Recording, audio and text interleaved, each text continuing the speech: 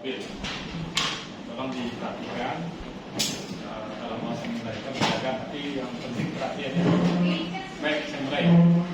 Jadi pertama kali saat AC dihidupkan, ini AC hidup ya, maka kompresor akan bekerja menghisap udara pendingin.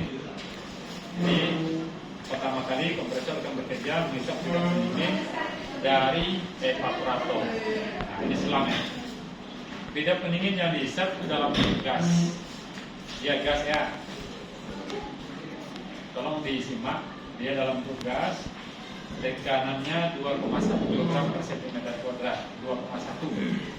Temperaturnya 0 derajat. Itu yang dihisap dari arah evaporator. Apa wujudnya? Gas. Gas. Kemudian gas itu dihisap oleh kompresor dan ditekankan ke arah kondensor, ditekan ke arah kondensor. Nah, itu masih gas keluarnya.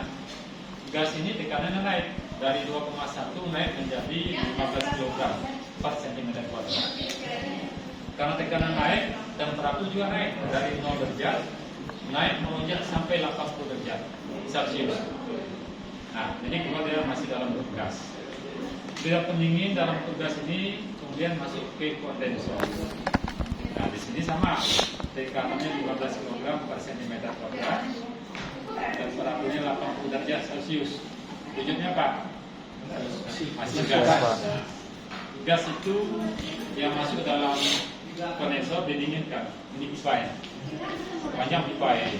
Jadi kalau pipa ini kita luruskan yang ini, panjang itu lebih 5 meter. Jadi dia masuk ini, ujungnya sini masuk. Nah, balik sini lagi. Jadi nama one way flow, satu aliran. Ada yang multi, banyak nih masuk sekaligus keluar sana. Jadi satu aliran. Nah, jadi secara bertahap, udara pendingin yang panas tadi itu panasnya pindah ke sisi pendingin itu, pindah semua panas. Dan sisi pendingin yang sudah panas akibat tadi dia di dalam itu ada panas, sirip juga panas. Ya, tadi kan lidahnya masuk panas kan, 80. Nah, masuk sini. Akibatnya sirip panas semua ini. Nah, panas itu kemudian ditiup oleh cooling fan, oleh kipas. Jadi udara dari depan mobil masuk sini, nah, dia cooling fan bisa ke arah sini. Nah, dia tidak berlawanan dengan arah mau apa dari angin, tapi dia siapa? Dihisap ya, dihisap bukan ditiup ya. Jadi dari depan ada arah dari udara, mobil lagi ke depan, ini dihisap ke belakang. Nah, apa yang terjadi? Panas dari sirip ini akan dibuang keluar. Nah, sejalan dengan turunnya temperatur dari udara pendingin di dalam pipa tadi, itu juga terjadi perubahan wujud udara pendingin. Yang semulanya gas di sini karena didinginkan dia mengembun. Ada tetesan-tetesan yang dia dalam pipa ini mengembun. Lama-lama dia mengembun terus dia netes ke dalam pipa ini menjadi cair. Air semua udara pendingin di bawah ini dia sudah menjadi cair keluar sini. Nah, di sini dia sudah cair semuanya. Jadi masuk tadi gas temperatur berapa? 80 derajat Celcius.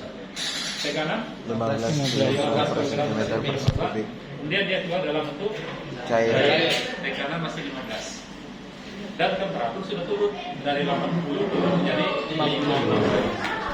Nah, 50. Dia tidak pendingin, dia cair masuk ke dalam recycler. Nah, di recycler ini ada namanya, ada filter, recycler, ada dryer. Nama-nama 3 itu oke, sama semuanya. Nah, di sini yang pertama udara pendingin tadi disaring, filter. Jadi kotoran itu dari mana asalnya?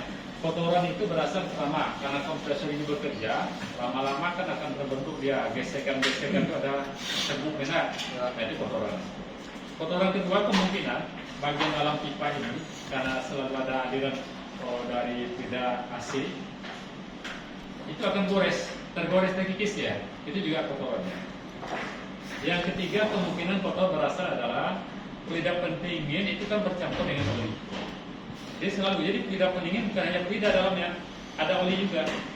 Nah, kemungkinan terjadi kontaminasi, reaksi antara pendingin dengan oli tadi, sehingga terjadi endapan. Itu juga disaring pada filter yang ada pada recycler ini. Kemudian juga di sini ada dryer, pengering. Dari mana pula ada uap air dalam AC. Kemungkinan karena AC ini waktu proses pematuman tidak sempurna, masih ada udara di dalamnya. Udara itu mengandung uap air. Kalau seandainya uap air dibiarkan, maka uap air nanti kalau dia masuk ke dalam pipa evaporator, yang di sini temperaturnya 0 derajat, apa yang terjadi? Uap air akan membeku. Nah, Ya, Pak. kalau dia beku tersumbat dari salurannya, maka AC tidak akan dingin. Nah, untuk itu dia uap air dikeringkan di dryer yang dapat disediakan. Oke, kemudian lagi yang sudah bersih dan kering tadi ditampung dulu pada tabung ini. Nah, kemudian baru disalurkan ke katup ekspansi. Di sini wujudnya apa? Cair, Pak. Wujud di sini di pipa menyala masuk. Masih cair, Pak. Tekanan Tekanan masih tinggi, Pak, 15. 15 gram per sentimeter.